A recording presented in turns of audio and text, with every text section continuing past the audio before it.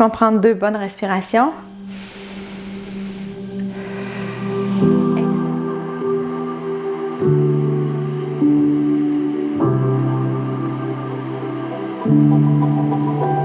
Bonjour à toutes et à tous et bienvenue sur NeuroGym en ligne. J'espère que vous allez bien, j'espère que vous êtes en pleine forme.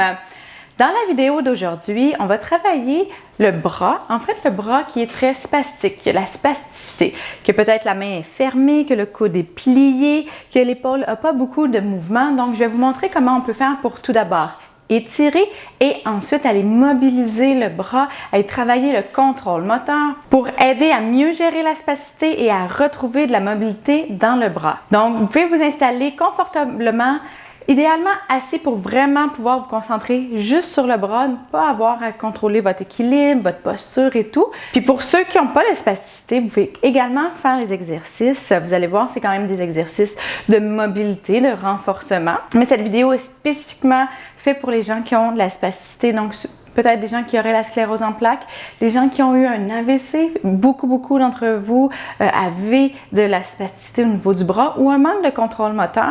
Donc, les exercices sont bons pour vous. Et parfois, dans les cas des gens qui ont eu un traumatisme crânio-cérébral ou qui ont eu une lésion de la moelle épinière au niveau cervical. Comme vous voyez, les exercices vont être bons pour beaucoup de gens. Donc, installez-vous bien. Mais avant de vous installer, je vous invite à faire un pouce sur la vidéo ou à faire j'aime si vous aimez ce type de contenu. Également, je vous invite à vous abonner à nos différentes plateformes si ce n'est pas déjà fait et à partager un grand nombre de personnes que ça pourrait intéresser et aider. L'objectif, c'est d'aider les gens, donc vous pouvez nous aider à atteindre notre objectif. Donc, merci beaucoup à l'avance pour cela. Sur ce, installez-vous bien, on se retrouve dans quelques secondes. À tout de suite! Excellent, j'espère que vous êtes bien installés. Donc, comme je l'ai dit aujourd'hui, je vais vous montrer des exercices pour la spasticité au niveau du bras en général.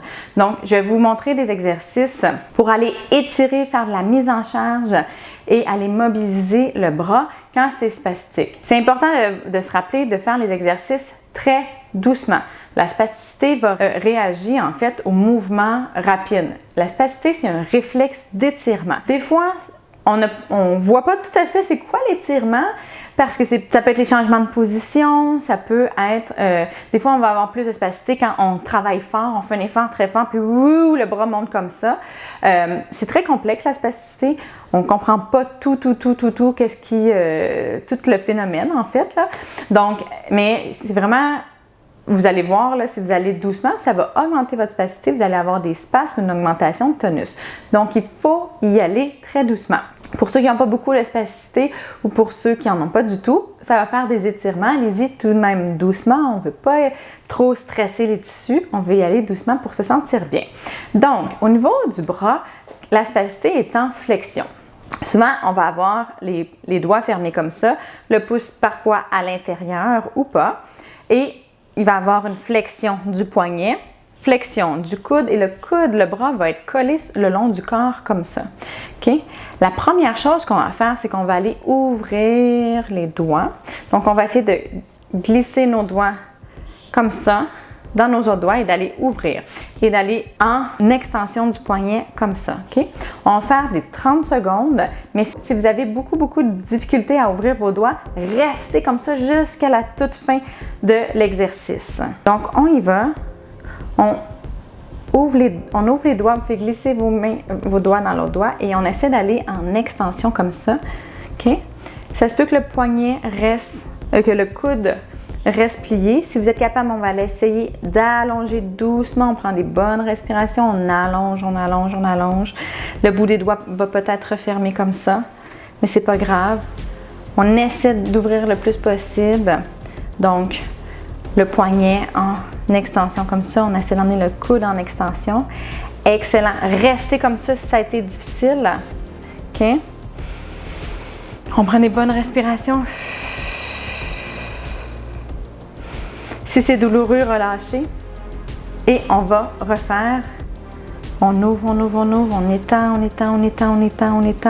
On prend des bonnes respirations, on reste calme. On ne fait pas des mouvements comme ça. Ça, je le vois vraiment souvent. Ne pas faire. On reste dans la position. On y va doucement. Si on a beaucoup de résistance, on reste là.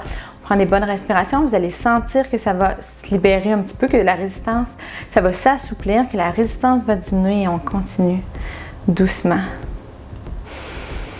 Excellent. On reste comme ça encore une fois. Si ça a été difficile, si vous sentez là, que vous pouvez aller un petit peu plus loin encore, restez comme ça. S'il y a de la douleur, on relâche. Et on le fait une dernière fois. On essaie d'avoir vraiment le coude allongé, les doigts vers le haut comme ça. Vous pouvez aller chercher le pouce si le pouce est un petit peu réfractaire. Ça se peut que vous ayez de la douleur en faisant ça.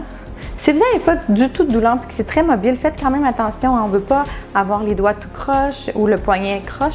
On ne veut pas se blesser. Donc, on y va doucement. Parce que des fois, chez certaines personnes qui ont de la spasticité, il y a aussi un déficit de sensation. OK. Maintenant, ce qu'on va faire, c'est que là, la main qui est ouverte ou pas, au complet, même si les doigts sont un peu refermés, ce qu'on va faire, c'est qu'on va aller la déposer sur la cuisse. OK. Si vos doigts sont courbés, ce que vous allez faire, c'est essayer de tourner un petit peu le bras pour que les doigts suivent la cuisse comme ça. Ils vont rester avec une certaine courbure. Ils vont essayer de suivre la cuisse. Si vous avez des ongles et que vos bouts de doigts en fait se referment, faites attention que ça ne vous blesse pas la peau. Mais sinon, là, ça devrait être bien. Ça va permettre d'aller chercher un petit peu plus d'extension au niveau du reste du bras, de sortir de la flexion. Mais souvent, les bouts de doigts, c'est eux qui vont se refermer quand il y a beaucoup de spasticité. Donc, ce qu'on va faire maintenant, c'est qu'on va faire de la mise en charge. Donc, on va mettre le bras comme ça. On va essayer que le coude soit droit et on va se pencher. On va mettre nos deux pieds par terre et on se penche et on met du poids sur notre main. Vous pouvez utiliser votre autre main pour stabiliser votre coude en extension, pour pas que ça fasse ça. Et essayez vraiment de sentir le poids qui va jusqu'à votre épaule. On fait ça, on y va pour 30 secondes. Donc, on se penche comme ça, on garde le coude en extension, on essaie de pousser votre genou au sol. Donc, avec votre bras, on fait de la mise en charge sur votre épaule. Faites attention d'être bien droit, que votre épaule ne soit pas croche. Donc, comme ça, on y va. Pour ceux qui n'ont pas de spasticité, ça fait du renforcement. On se tient fort. Et on essaie de se pencher vers l'avant. Ça travaille le tronc également. Excellent. On se redresse. On va garder la main là pour être sûr de ne pas perdre l'extension. Donc, si jamais ça remonte comme ça, on recommence. On ouvre les doigts. On met la main sur la cuisse comme ça. On va aller chercher notre extension de coude. Et on y va. Un autre 30 secondes. On se penche comme ça. On ne lâche pas. On se tient bien droit, hein, le coude en extension. On fait de la mise en charge, on sent bien au niveau de l'épaule le poids. On prend des bonnes respirations. Si ça travaille fort, s'il y a beaucoup de tonus, on prend des bonnes respirations, on essaie de se relaxer le plus possible. Et on dégage un peu de poids. Si vos doigts se sont beaucoup accrochés comme ça, ce que vous pouvez faire, c'est juste prendre le temps d'aller les étirer un petit peu. Prendre des bonnes respirations. Et on le refait une dernière fois. C'est parti. On se penche comme ça. On tient notre coude. On essaie d'être bien aligné. On prend des bonnes respirations.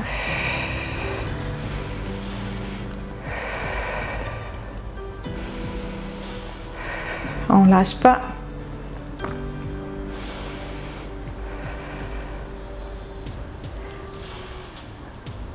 C'est excellent. On fait un transfert de poids. Good. Super, excellent. Donc maintenant, on a fait un étirement et de la mise en charge. Ça envoie des informations sensorielles au niveau du cerveau. Ça diminue un petit peu la spasticité. Pour les gens qui ont beaucoup de spasticité, ça va prendre plus longtemps puis il faut le faire à répétition. Vous allez peut-être sentir que là, vous allez avoir un petit peu plus de contrôle. Moi, souvent, je commence par ça avec mes clients. Donc, on étire, on fait un petit peu de mise en charge, puis après ça, on a un petit peu plus de contrôle, il y a plus de souplesse, puis on peut sortir des schèmes de mouvement. C'est ce qu'on va faire. Donc là, on va travailler des mouvements spécifiques et isolés au niveau du bras. Sachez que la spasticité, c'est en schème de mouvement. Donc, souvent, comme je l'ai dit au début, au bras, c'est la flexion comme ça. Ce qu'on va faire, c'est puis souvent, il y a la flexion des doigts, du poignet, du coude et de l'épaule également. On va aller isoler un seul mouvement et on va le bouger sans que les autres bougent. Donc, au niveau du coude, on va faire flexion, extension, flexion, extension. Vous pouvez vous mettre, si vous êtes au niveau d'une table, comme ça, vous allez faire extension, flexion, extension, flexion. L'épaule va bouger un petit peu, c'est pas grave, mais on ne fait pas un mouvement comme si c'était un schème. C'est quand même isolé. Donc, vous allez vous aider de votre autre côté. Pour ceux qui n'ont pas de spasticité, vous pouvez prendre un poids, mais on fait comme ça, flexion, extension. Donc, on y va doucement, on fait la flexion. On essaie de ramener notre main vers le haut ou vers nous. On plie le coude et on allonge le coude. Ça va être le plus difficile. On sort du schème. On allonge, on allonge, on allonge, on allonge, on allonge. Et là, on plie, on plie, on plie, on plie, on plie, on plie, on plie, on plie. On y va doucement. On essaie de le contrôler, que ce soit nous qui le faisons avec notre bras qui est spastique. On allonge, on plie. On allonge. Et on serre de l'autre côté et on plie. Dernière fois. Excellent, super. Là, si ça a été très difficile, vous allez voir que la spasticité va avoir augmenté. Ça se peut que votre biceps soit vraiment plus tendu que tantôt. Ce qu'on va faire, c'est qu'on va aller l'étirer un petit peu. On va ouvrir les doigts. On va prendre 2 bonnes respirations.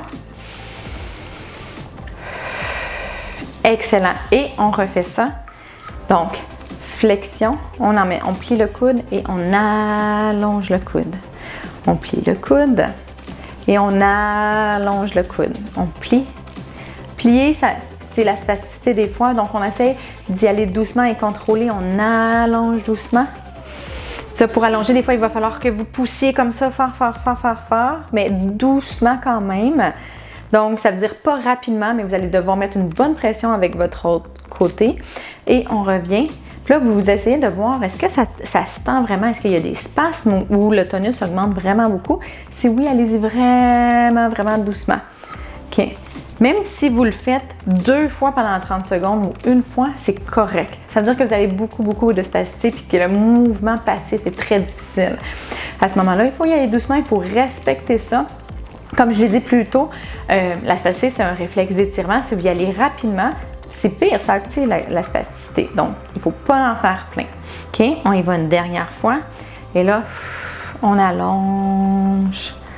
On plie en contrôle pour pas que ça soit la spasticité. On ne veut pas que ça revienne rapidement.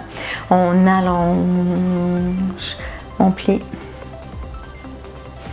On allonge. On plie. On allonge. On plie. On allonge, on plie, on allonge, on plie.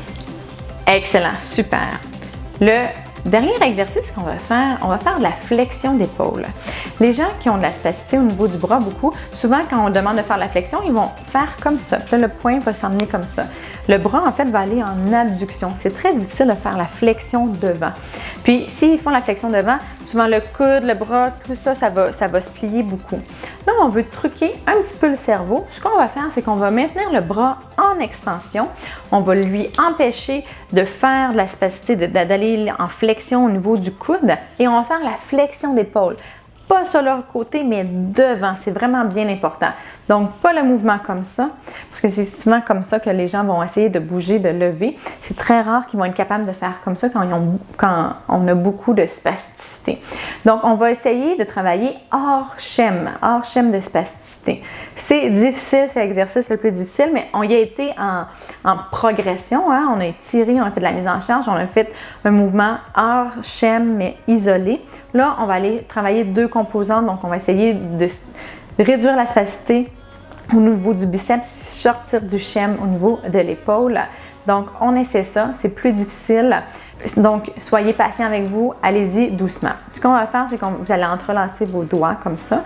On va premièrement aller allonger le coude. OK?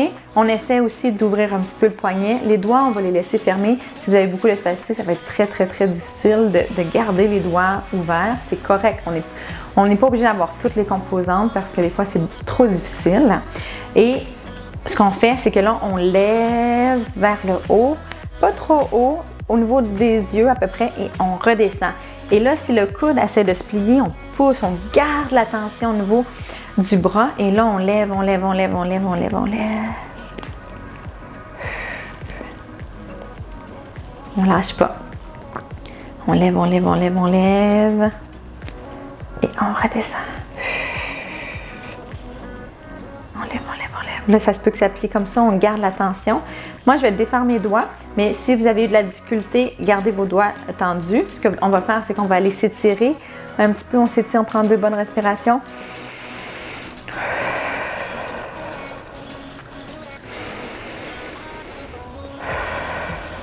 Excellent.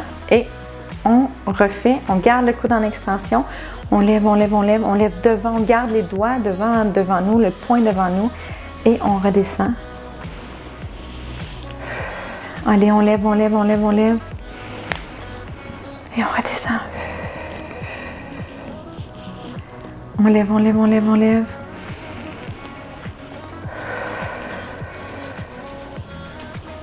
On lâche pas.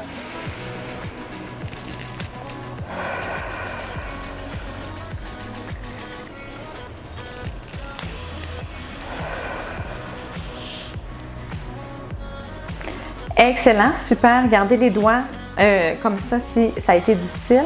On va refaire une dernière fois, on va aller s'étirer comme ça. Si ça le replier comme ça se peut très bien. Hein?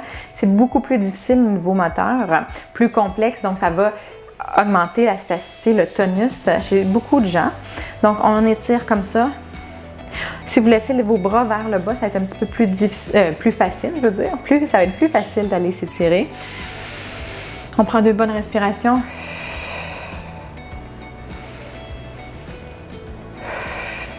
Excellent. Et on repart 30 secondes. On garde le bras en extension. On lève, on lève, on lève. N'oubliez pas qu'il faut que ce soit votre bras spastique qui fasse le plus de travail possible. On aide avec l'autre côté.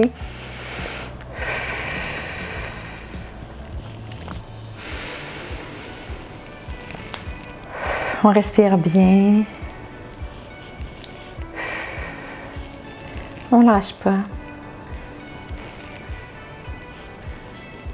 Un petit dernier, allez.